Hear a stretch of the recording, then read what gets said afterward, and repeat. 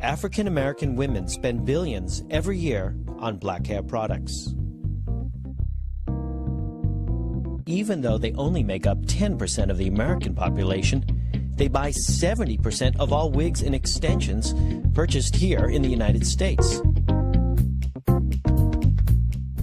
It's very important. They take their last dime to get their hair done. They go hungry before they let their hair go to look bad. My journey into the world of black hair begins in Oakland, California, at the Black Hair Extravaganza. Put your hands together. Somebody say, unleash the dragon.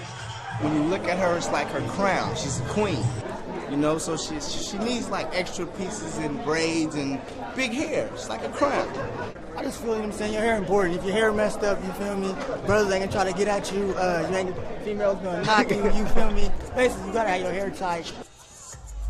What? And for the big sisters, we represent too. What is it? What is it? What is it? What is it? Come on. Come on, Ronnie. Show what you made out of, baby. We express our beauty. In fact, the Bible speaks to us about our hair being a treasure. So it's just something we've always kept in our culture. But with that huge market, who controls it? Where does the money end up? Where do the billions go? I decided to try to find out here at the Black Hair Extravaganza. Follow the money. Thermometers for your hairstyle. You never use it? It's awesome. Step 3. Apply the thermal straightening ball. Section the hair into... We think the African American style is a very big business. Almost every week they change the style for hair. Everybody wants to be a part of our market because we're the #1 consumer. We spend 10 to 1 on anybody in hair. In the retail market right now, majority of the retail stores are ran by Koreans. And more of the Korean stores that are ran by, the 90%, are supported 100% by black African money. It's so unfair, you know, that they take our money. But once again, part of it is our blame. We allow what happened. Is this true that the Koreans dominate the black hair industry? What you're looking at is one of the Black Beauty Supply magazines that inform people who are interested in black hair products. All the ads and articles are about African Americans and their hair. And even though all the information is about blacks, half of this magazine is in Korean.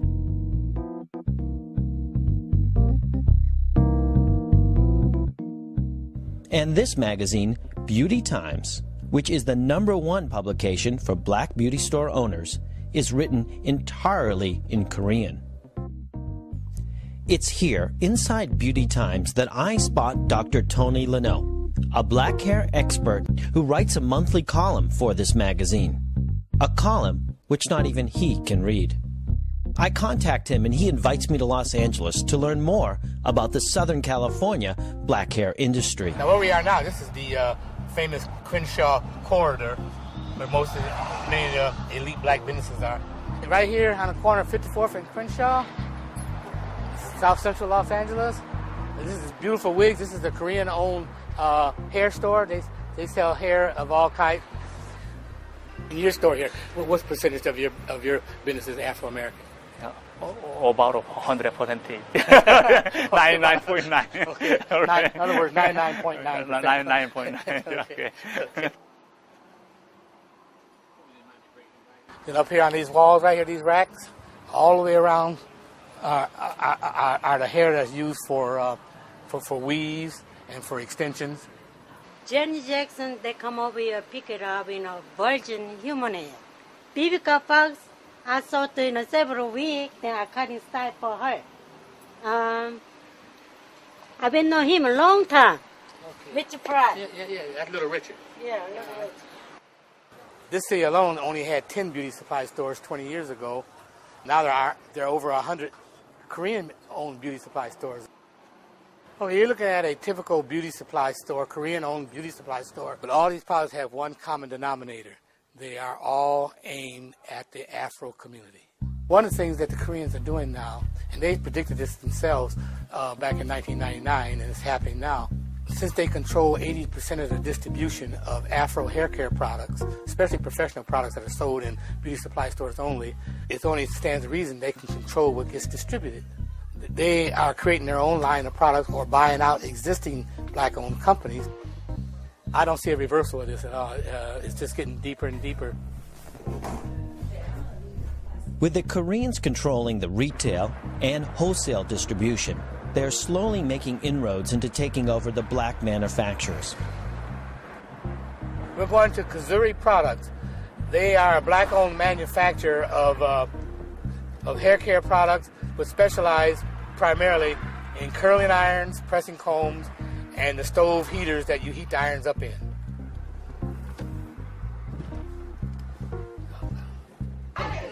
This is Lucky White, who owns Kazuri along with her husband. We have been in business for over 30 years, and we are a black company selling to black beauty supplies and also to black hairstylists, and we make a quality product. Everyone look at our product as being the best in the industry. However, since the Asians have been here, they are cutting us out, telling us that our product is not in demand any longer. The Korean connection. About 3 years ago, they started to blacklist our product. As they brought their own products in, they started to manufacture curling irons, and they duplicate everything that you manufacture. They were duplicated, and then they start to slowly cut back on orders, and then they tell you that your product is not in demand. So they would make something that's very similar that looked like ours, and then they try and sell the consumer on this product. Can you show me some products from Kazuri? Kazuri? Kazuri products. This is Kazuri product. This is all Kazuri. Top. This is an A1. So you have maybe 3 Kazuris, and then the rest. This Kazuri, this A1 product, this Stella. Stella. Yeah. Who makes Stella? You know, they are resale wholesalers. And they make this product. Actually, they make a copy, you know, for the other brand, you know, like Kazuri, like A Plus, but their brands, you know, they are no good quality. Not good quality. No, just copy for the others. They are really trying to shut us out of the industry. They're telling you they will no longer distribute your product in these stores? They tell us that our product is not in demand any longer, but that's just an excuse not to purchase our products. This is actually a T-bumper by Kazuri. I use it all the time. This is the place to be, a black hair salon in San Jose, California. Kazuri products are much in demand. We use them here. We have a setup here. We also have one here. We use their spritz as well. We use their whole lineup, so they are in high demand.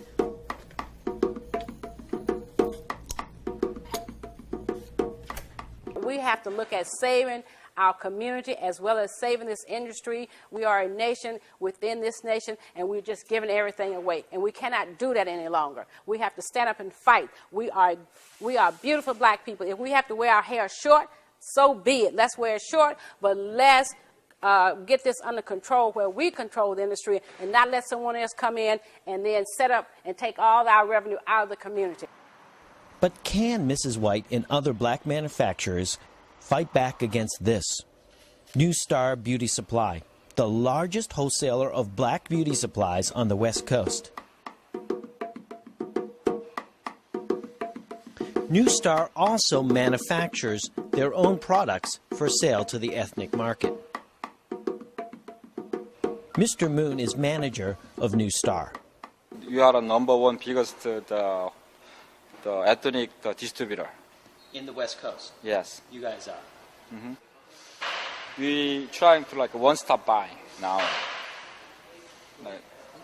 We took them as being a friend, and that they would not come in and try and take over the whole industry, but that's what they have done. And they got in, now they control it, and they are really, boasting about it, and they are talking about it, and then they are laughing at us all the way to the bank. How do the Korean retailers get the money to start up these beauty supply stores? To find out, I traveled to the University of California at Berkeley and spoke with Professor John Lee. Many of the ones that started recently came from South Korea that was much more enriched. So by selling their farm or by selling their apartment, they could have this initial pot of money to start relatively small businesses in urban areas. Furthermore, they had encouragement, sometimes quite explicitly in terms of funding by relatives, friends, and other sorts of religious or whatnot networks to provide them with money to start their business. So it's fair to say that there are all sorts of formal and informal means by which Korean Americans and South Korean business people dominate the market and are implicitly unwilling to let competition challenge their dominance. So the two magazines, they're all in Korean. Mm-hmm.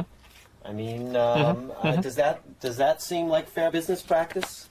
Yeah, well, as I said before, this is one of the mechanisms by which South Koreans and Korean American merchants ensure the domination of the market. It's OTC.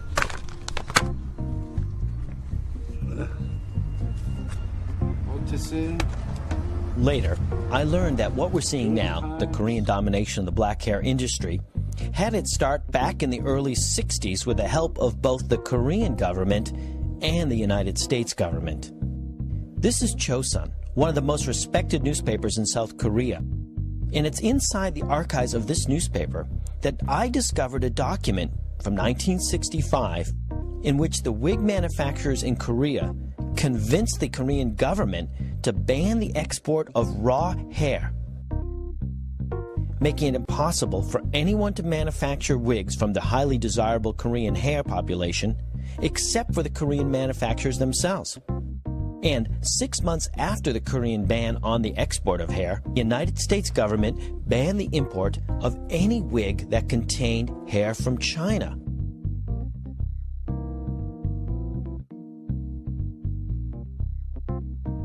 This ban on Chinese wigs virtually locked in the wig business for these South Korean merchants. So it seems that what we're seeing today, the Korean domination of the black hair industry, had its start with the help of both the Korean and the United States government almost 40 years ago.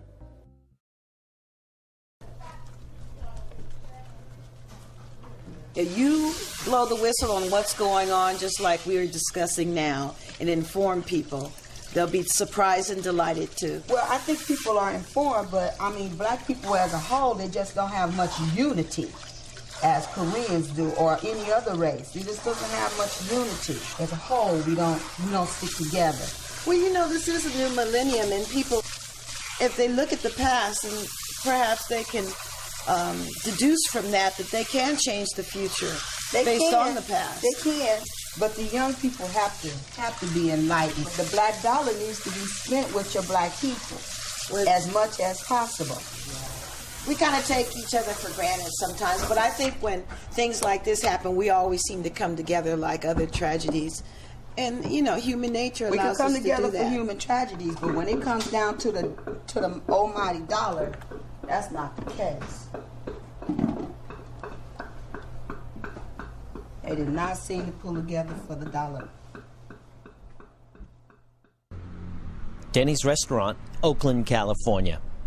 Here, members of the black beauty supply industry in Northern California have gathered to discuss the Korean domination of their industry and the possibility of creating an organization to take back the black hair industry. Now, we used to have a total monopoly on this beauty business. Now we've lost. It's only about 2 or 3 of us in Oakland now, and it used to be nothing but us in Oakland purchasing these products. Most of the beauty supplies in the Bay Area, Korean beauty supplies, they have organizations. And their organization, most of the time, they tell who to sell and who not to sell. Like 5 years ago or 4 years ago, when micro yak was so popular and so hot, they wouldn't sell to me. And the reason they wouldn't sell to me is like glamorous, and Ebony told them not to sell. And sometimes we used to order through Ahmed, Lake Merit Beauty Supply, because they don't see. They don't think you're black. The Koreans don't think you're black. No, I mean, when they call me, they think that, I'm a Korean store. Are you black or Asian? How do you feel about that? Are you black or Asian? I was like, that's crazy. What does that have to do with me purchasing a product from you? So, since they can't sell it to us, why we can't sue them? Thank you. We have people that are able to get these hair products. Right. I think that's where we need to start. And then we go to the next level, because if they don't want to sell to you, they will figure out a way not to sell to you. A lawsuit will just make them even stronger-willed about it. The way I'm looking at it, if you walked into Macy's discriminated against you, what would you do? Well, you know what? It's a whole different world. You have more. Okay. If you don't tell me nothing, I'm gonna keep doing it. Okay. Lawsuits may get their attention. Bad publicity may get their attention, but you know what will get their attention? Money. If your money does not go to them and it goes to somebody else, and then once you start giving money, you start swaying the way they think.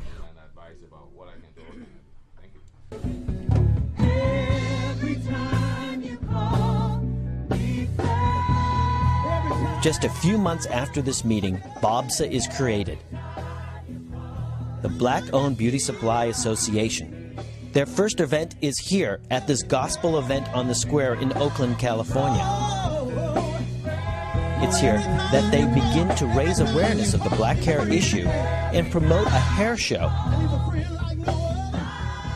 from Dallas. I got my hair from Korean Beauty Supply. What do you think about what they're trying to do? I think that is great. I am just so on board with that. We are a black-owned beauty supply, and what we are, $10 in Dallas, in Texas. We are all about supporting black-owned businesses, and we complain about that a lot, that there aren't any black-owned beauty supplies in Texas. So, I think it's great. I think it's about time. I just think it's very interesting. I got a little information about it. They had a little line card that gave me names of different people in different areas, which is very helpful. And then they are under association with these are reputable hairdressers. So, and that's important to me because your hair is important.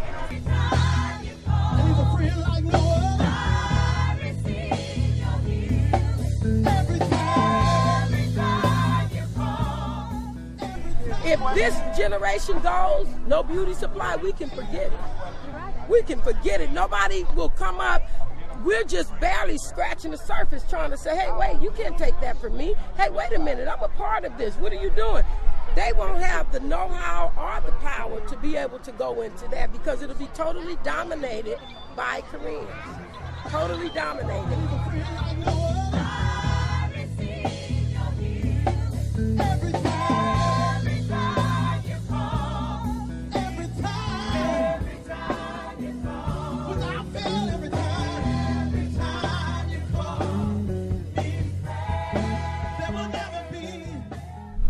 Richmond, California. The members of BOBSA are meeting here in the back room of a local beauty supply store. Black men positive ad in the magazine that we saw. Okay? So the total amount to $2,700. And finalized plans in a budget for the black hair show they're promoting in just a few weeks. You see, we have a balance there. It's a simple little durable book because it's going to need to be passed around and it has our name and... Okay, everyone take a look up here. This is the representative of the beginning stages of our BOBSA organization. These are the people that are working to make a difference, to make a change. Action speaks louder than words. These people are taking action. They're taking the first step, and we need to continue this. So let's give them a round of applause. This is the first BOBSA hair show, held in Northern California. Thank you, everyone, for attending. We really appreciate your time, and we hope we made a difference in your thought pattern.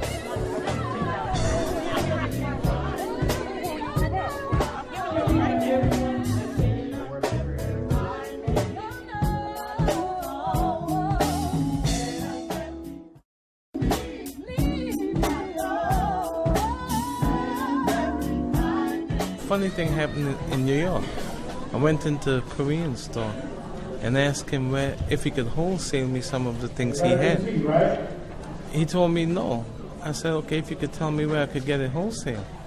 He told me the Koreans are not going to let these niggas get into the business. You know? And he's in a black neighborhood in Brooklyn. He was Korean himself? Yeah. He's in a Korean hair store. You think black people can get back into the Oh, they could get back, but the Koreans not going to let us in it. We have to do it ourselves.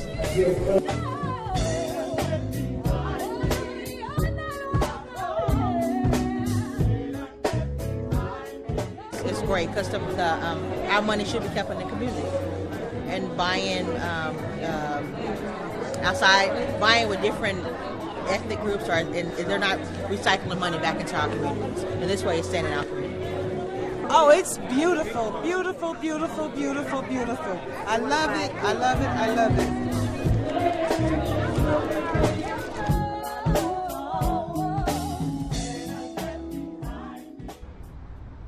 Clintex Laboratories is one of a handful of black-owned manufacturers.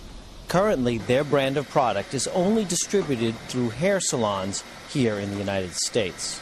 Besides making their own brand of products, they also act as a manufacturer for others.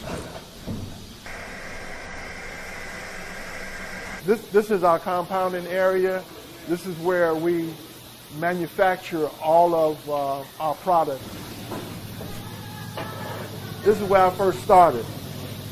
When I quit my job, I went and bought these 2 stainless steel drums and started in the basement of my home. After the batch was made, I would take a measuring cup, go in and fill each bottle one at a time. This is a regular relaxer. The percent of sodium hydroxide is 1.9%. Even after more than 20 years in business, Steve Luster is unable to get distribution for his products from any of the Korean distributors.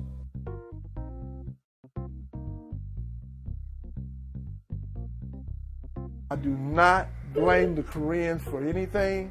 It's totally the black consumers, the black business people, the black churches. It's our fault because we have not taken the time to educate our people on economics, on what we need to be doing to assure that we have jobs, that we have a sound business practice. We haven't taken time to do that.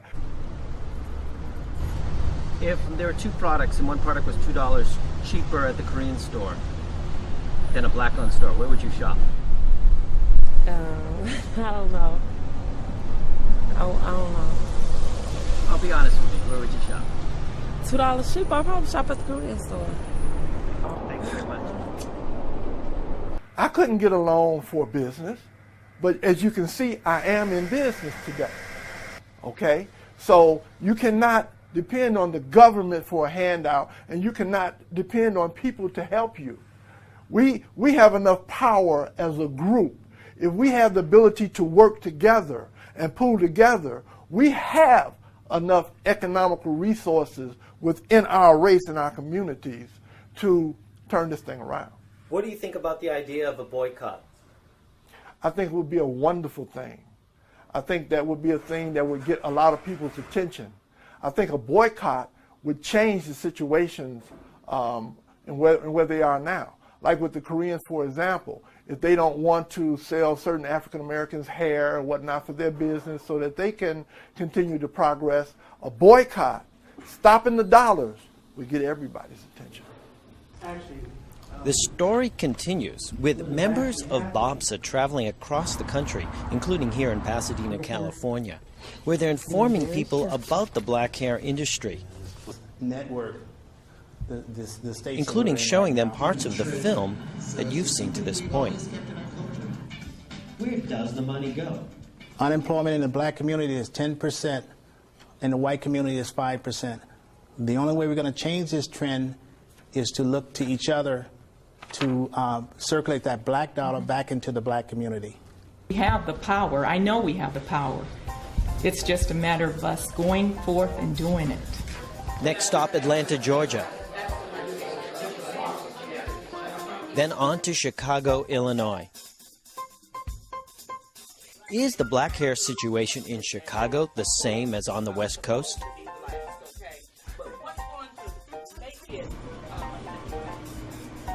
Here in Chicago, I randomly select one block in the south side of Chicago. And it's here that I find not only one, but 4 Korean-owned beauty supply stores on the same block, all within 100 feet of each other.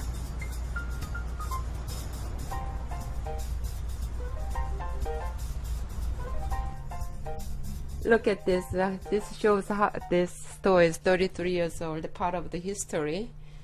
But I have to replace with some of these hairs. Excuse me, girls. What town am I in? We're in Chicago. Chicago? Yeah, Chicago. And let's see your hairdo. Let's see it. Whoa, turn around. Who did that? My mom. Wow. Now, I see a beauty supply store right across the street. Yeah. Is that black-owned or Korean-owned? I think that's Korean-owned. Sorry? Korean-owned. What do you think about the Koreans owning all the black beauty supply stores? Well, it's very not good because I think the black people should be able to own some things, and just not all Koreans should be able to own. But I think because why they're not doing it is because discouragement, and most black folks, they're really just like going to jail now because other people are convincing them to do other different things like crimes and different stuff like that. So that's why. How many black-owned beauty supply stores are there in Chicago that you know of? I don't.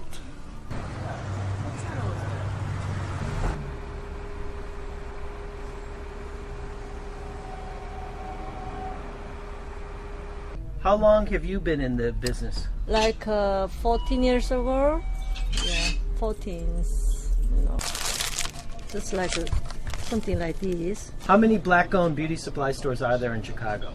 How many? Yeah, black-owned. I think so, over 10. A lot of, more. 10 stores. Oh, over 10, I think, yeah.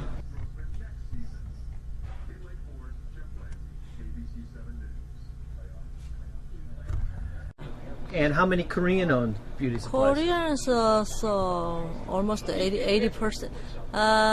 Maybe I think 300. Some 300 some different store. That's how the boys wear nowadays. They got braids. Yeah. This how they do. Check it out. Close look. Close look. Oh, Eddie get that Kine from the beat on Chi-Town now. West Side. All right, let them know where you at. Peace, Rep your set. True.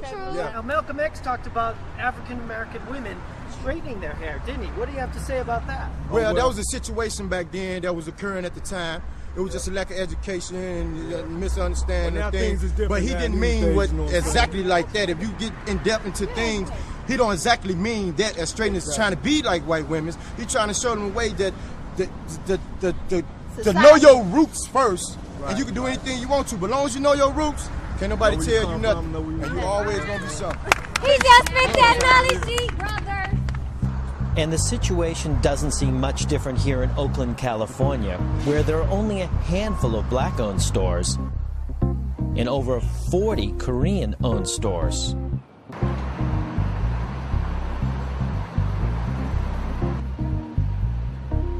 Including this Korean shop that just recently opened up next door to Oakland's famous Black Muslim bakery.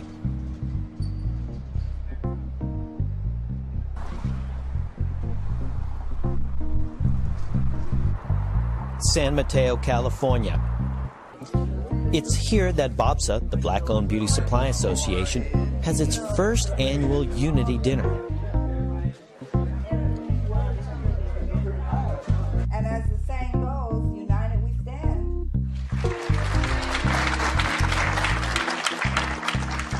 I think we all need to stick together because it's sad that these Koreans are making so much money off of us and they're not giving back anything to the community. They're not even really giving us jobs.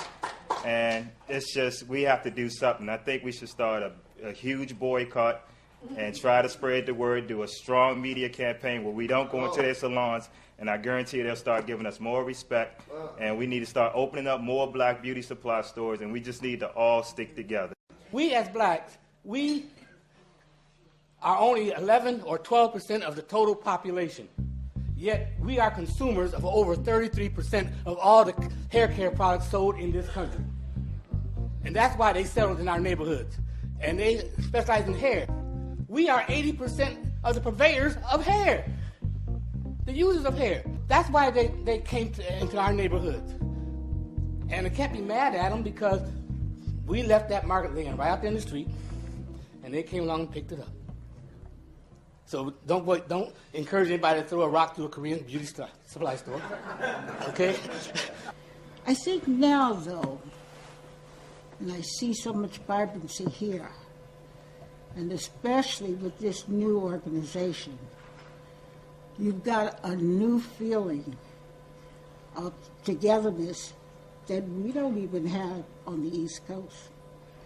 And to the fact that you have decided that it's time now to forget the mistakes we've made, especially with the Koreans, who were smart enough to know that they couldn't make it with the white companies.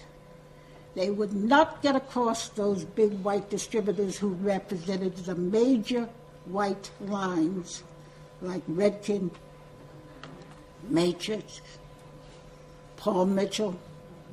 They couldn't cut it. They were ostracized. And so they turned to us who were open, young, and probably didn't realize the value of our industry. And they made it big with us. But we've got to forget that now. It's hard. And we've got to outsmart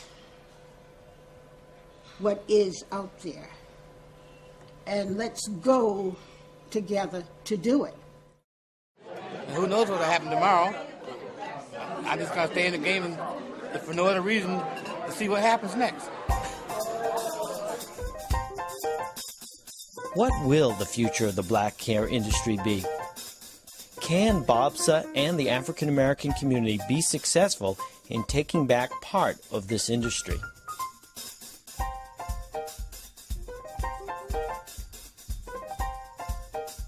It's ironic but true that the first American woman self-made millionaire was an African American named Madam C.J. Walker, who earned her fortune through the manufacture and distribution of black hair products.